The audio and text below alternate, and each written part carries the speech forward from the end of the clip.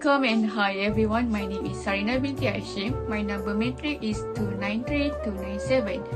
So today, I'm with my friend NADIA FARHANA. We'll talk about Mat Kilau film. Dalam kalangan manusia, ada insan yang seakan-akan terpilih untuk memikul tanggungjawab membaiki umat. Mudah-mudahan kamulah insan itu. There is no mistaking that Mat Kilau, kebangkitan pahlawan Mat Kilau Rise of the Warrior, is a phenomenon, becoming the highest grossing Malaysian film of all time in less than 2 weeks. Of course, hitting that level of success has inspired both a backlash to the movie by critics and a backlash to the backlash by its defenders. This discourse is not surprising given how racially and politically polarized Malaysia can get, especially considering how Mat Kilau interweaved a historical setting and conflict with terms of Malay supremacy and religious purity, while just about every other ethnic group are either non-existent or complicit in the British subjugation of Malaysia. Now, of course, a movie does not have to be all things to all people. If director Shamsul Yusof wants to tell the story of Malay defense in the face of colonialism, it is his right to do so. In fact, one of the very first things audience in the cinema are shown is a disclaimer that while the character of Mat Kilau is real, the events of the movie are fictional in nature. But if Sikh group are offended by the depiction of their people in the movie, that is also their right. While it is unquestionably true that the British employed ethnic groups like the Sikh as troops in their empire, Sikh did not commit the acts that are explicitly depicted in Mat Kilau. They did not gleefully gun down innocents.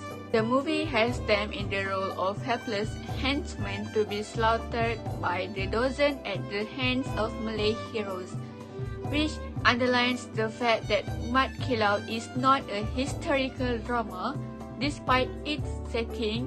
Instead, it is more of a straightforward action movie with the British colonizers and their puppets, see Chinese, serving as the villains. In terms of its story, Mat Kilau is very black and white, in fact almost painfully so.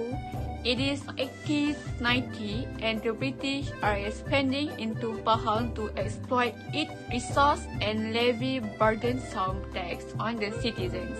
They and the people who help them are comically avid, while the Malay warriors as embodied by Mat Kilau are heroic and virtuous, powered by an unshaken love of family, country and religion.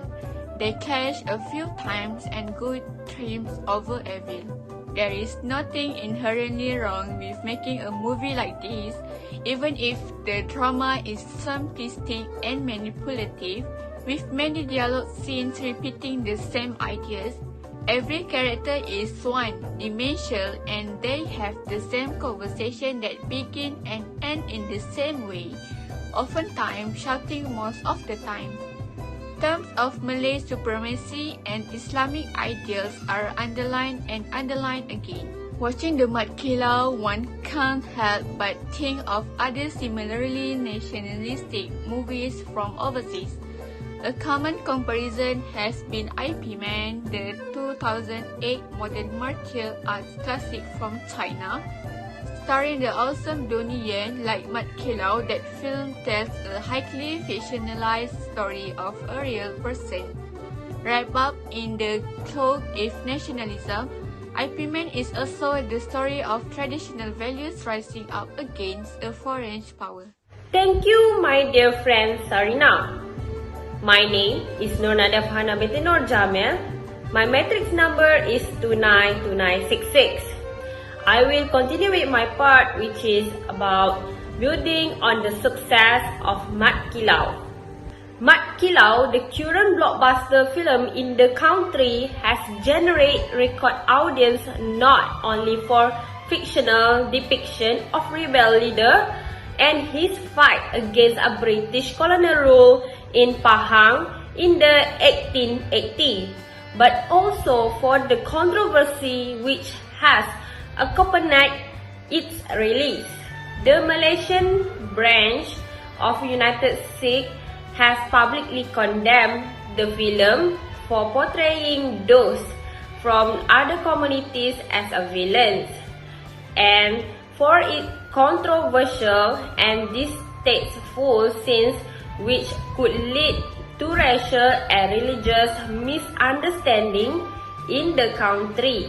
Other important questions and issues arising from these films are: number one, scholars and historians have critiqued the film's historical accuracy of the main events, themes, and personalities. The film's disclaimer: the characters and events in the film are fictional, should alert the audience that the main objective of the film is pure entertainment, which perhaps racial and religious propaganda as a subsidiary objective. Secondly, the public may have other concerns such as whether taxpayers' money should be used to finance private sector film, and if so, how much of the film's earnings should be divided between the financial backers of the films and taxpayers. Apparently, the film is in first 13 days grossed 51.3 million. Part of these earnings should definitely be reimbursed to the National Film Development Corporation, or we call as FINAS, which was a major sponsor and contribute to its multi-million production budget. FINAS can use the returns to finance the production of films of educational value, such as those dealing with the environmental crisis that is affecting every Malaysian. Nationalist groups and organizations will surely agree to this suggestion. Thirdly, the film focuses on a historical character that played a role in the early British struggle.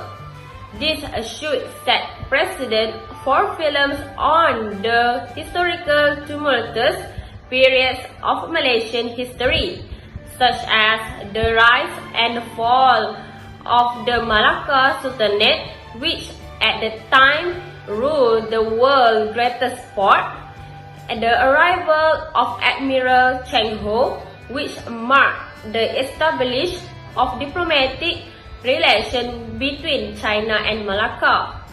The era of Siamese, Portuguese and Dutch colonialism in the peninsula, and going back further to the period of Hindu and pre-Islamic influence.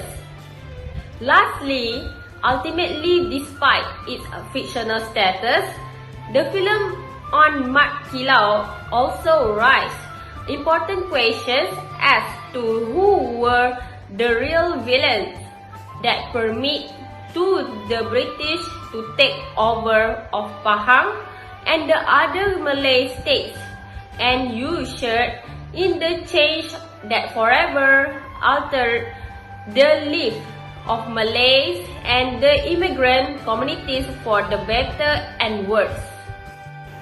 Thank you.